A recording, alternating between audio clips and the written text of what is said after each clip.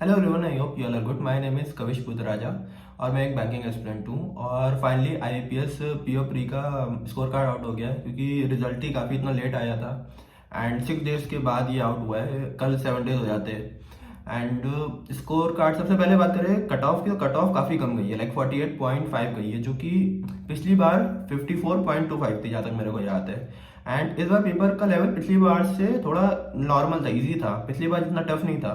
But इस बार मेरे को क्या लग रहा है कि शायद जो उन्होंने मेंस के लिए बच्चे बुलाए हैं वो ज़्यादा है, रेशियो ज़्यादा है। पहले 1:10 था, इस बार शायद 1:15 है मे बी, क्योंकि इसलिए इसलिए शायद कहते हैं कट ऑफ भी कम गई है। और एक वैकेंसी का भी फैक्टर है, पहले वैकेंसी पिछली बार 3100 थी, मतलब जब प्री के टाइम पे। इस बार कहते हैं 5000 प्लस है, प्री के टाइम पे ये 2000 की डिफरेंस है। तो इसकी वजह से कट ऑफ कम गई है काफ़ी। लाइक मेरे को भी एक, मैंने जब इसकी एनालिसिस डाली थी तो मेरे को एक बंदे ने लिखा 49 कट ऑफ जाएगी। मैंने कहा था नो वे, इतनी तो नहीं जा सकती, बट इससे भी कम चली गई, 48 गई है। तो लाइक कट ऑफ का कभी कुछ कह नहीं सकते कोई भी, कभी कभी ज़्यादा भी चली जाती है। अब मैं अपने स्कोर की बात करूं तो मैंने अपने एनालिसिस में बताया था कि मैंने अटेम्प्ट किए थे, रीजनिंग में मैंने अटेम्प्ट किया था 24, क्वांट्स में किया था 24, एंड इंग्लिश में किया था 25। और मेरे को ओवरऑल मार्क्स मिले हैं 70.75 मिले हैं मेरे को। थोड़ी नॉर्मलाइजेशन हुई है इधर उधर, लाइक मेरे को रीजनिंग में 24/24 मिले हैं, कोई नॉर्मलाइजेशन नहीं है मेरे में।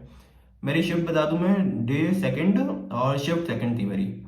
एंड अब बात करें इंग्लिश की, तो इंग्लिश की मैंने 25 किया था, मेरे मार्क्स आए हैं 23.25। इसमें कुछ नॉर्मलाइजेशन हुआ है क्योंकि मेरे को एक तो 100% श्योरिटी है कि मेरा एक क्वेश्चन तो गलत था ही। अब उसके बाद मेरे को पता नहीं था कौन से दो हो सकते हैं, शायद बड़े हैं कम हुए, मुझे कुछ समझ नहीं आ रहा है इसमें, क्योंकि मेरे को मतलब इतनी श्योरिटी भी नहीं कि गलती होने थे। एंड कॉन्ट्स में शायद मेरे कम हुए हैं, कॉन्ट्स कहते इजी थी, इस शिफ्ट की कॉन्ट इजी थी पिछले वाले से, जैसे बाकी सब में थे। मेरे 23.25 है जहाँ तक मेरे को याद है। एंड यहाँ पे भी मैं स्क्रीन लगा दूंगा अपना स्क्रीनशॉट स्कोर कार्ड का, तो आप देख सकते हैं। उसके बाद अब एक मेन बात कर लें आईपीएस पीओ मेंस की, जो अब 30 तारीख को 2 दिन बाद। लाइक मैं मेंस का अपना बताऊं तो मेरा मेन टारगेट था कि मैंने इंटरव्यू भी दिया था, तो मेरे पास टाइम ज़्यादा नहीं था, मेरे पास 10 डेज थे। तो मैंने सोचा था कि 3 महीना मेन कर लूँ मैं करंट अफेयर, जो काफ़ी होगा। और उसके पहले का जो मैंने पहले पढ़ा हुआ है वो कुछ माइंड में आया वहाँ पे पेपर देते वक्त, तो ठीक है, वरना कुछ नहीं। मैंने अक्टूबर वन पूरा किया, सितंबर कर लिया, अगस्त में कर रहा हूँ अभी। लाइक कहते हैं मैंने अगस्त में 21 अगस्त में हूँ मैं, 20 अगस्त तक कर लिया मैंने। ये 2 दिन बाकी हैं इसके अगस्त के, वो मेरे को करने कंप्लीट। उसके बाद उसके बाद मैं अभी कुछ गारंटी नहीं है मेरी, मैं एक तो है कि मैं नवंबर करूंगा, 15 नवंबर तक तो मैं कर लूंगा। उसके बाद मैं अक्टूबर रिवाइज करना है मेरे को, लास्ट दिन 29 को मैं अक्टूबर रिवाइज करूंगा। उसके बाद जुलाई में कब करूंगा मुझे समझ नहीं आ रहा, कि आज कहते हैं आज मेरा अगस्त तो हो जाएगा, अब मैं जुलाई के लिए कैसे टाइम निकालूंगा मुझे समझ नहीं आ रहा। और इसके बाद एक जो मेन हर्डल है वो है डिस्क्रिप्टिव। डिस्क्रिप्टिव में मैंने कुछ लेटर्स लिखे हैं, लाइक 5-6 लेटर लिखे हैं। और डिस्क्रिप्टिव मैंने गाइडली में एक जो फ्री लाइव आ रहा था वो मैंने अभी दिया था बस। वो मैं लाइव ज़्यादातर देता नहीं हूँ, मॉक भी नहीं देता हूँ, और कुछ मेंस का मॉक तो बिल्कुल नहीं। प्री के मॉक्स भी मैंने अगस्त के पहले दिया था, क्योंकि मेरे को लगता है कि मॉक्स देने के तुरंत बाद उनको एनालाइज करना होता है, तो फायदा नहीं होता। इसका भी मैंने अभी दे दिया गाइडली का डिस्क्रिप्टिव, लेकिन अब मेरे पास एनालाइज करने के लिए कहते हैं कुछ है ही नहीं। अब आज रात को 10 बजे होगा तब मैं एनालाइज करूंगा उसमें क्या मिस्टेक है क्या है।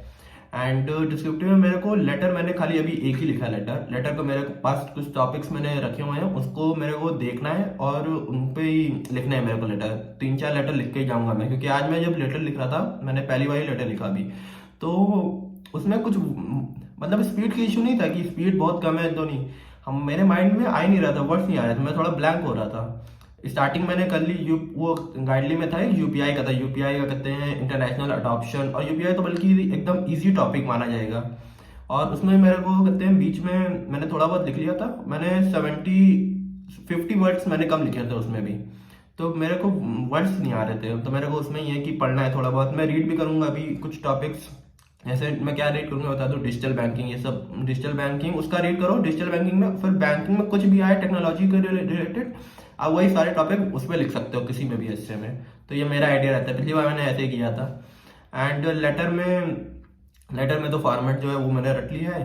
और बाकी थोड़ा मेरे को थोड़ी पंचुएशन में मेरी दिक्कत हो रही है। मैं जो भी ग्रामरली में डालता हूँ अपना जो भी लिखा हुआ है लेटर, उसमें मेरी पंचुएशन में हमेशा मिस्टेक्स होती हैं। तो मैं उस पर ही काम कर रहा हूँ कि मैं ऐसी कोशिश कर रहा हूँ कि सेंटेंस खाली छोटा बनाऊँ और ज़्यादा पंचुएशन की यूज़ ही ना करूँ। तो ये मैं यही ट्राई कर रहा हूँ। एंड रीजनिंग और क्वांट्स का, रीजनिंग तो मैं नहीं पढ़ने वाला क्योंकि रीजनिंग में कोई फायदा नहीं। रीजनिंग में आपका जो पढ़ लिया। क्वांट्स में मैं थोड़ा पढ़ूंगा, 1-2 घंटा मेरे को पढ़ना है अभी। और क्योंकि मेरे को लग रहा है क्वांट्स में मैंने अभी मॉक दिया था रिसेंटली, कल दिया था। तो कहते हैं मेरे को क्वांट्स में काफ़ी दिक्कत हो रही थी, कैलकुलेशन में लाइक कैलकुलेशन हो ही नहीं रही थी। क्योंकि मैंने या लास्ट कहते हैं ये 20 तारीख को, 20 कौन सा था, 20 अक्टूबर को मैंने प्री दिया था आईपीएस पीओ का। उसके बाद मैंने कोई भी क्वांट्स का प्री मतलब स्पीड वाला कुछ किया नहीं है। मेंस भी पढ़ा है तो कहते मेंस में इतनी स्पीड नहीं होती है। तो मैंने, और कहते 4 तारीख को मेरा इंटरव्यू का हुआ, तो उसके बाद मैंने ये भी नहीं पढ़ा। तो मैं वो उसमें काम करना है थोड़ा हल्का सा। And that's it. Thank you for watching and do subscribe the channel. Bye.